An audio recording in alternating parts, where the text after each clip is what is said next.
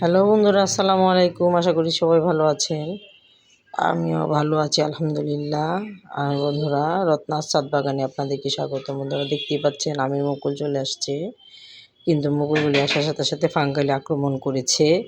আমি প্রতিদিন প্লেন সাদা পানি দিয়েছি 3 দিন যাবৎ, সকাল বিকাল দুবেলা করে।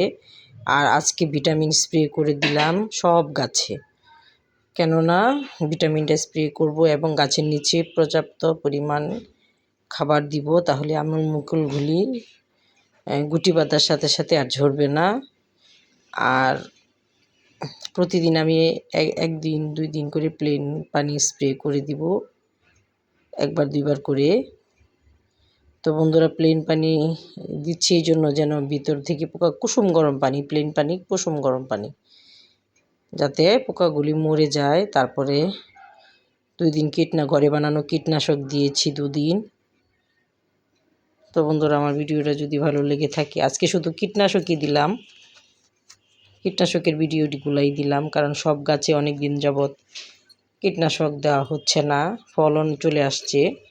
তো বন্ধুরা, আজ এই পর্যন্তই। আসসালামু আলাইকুম।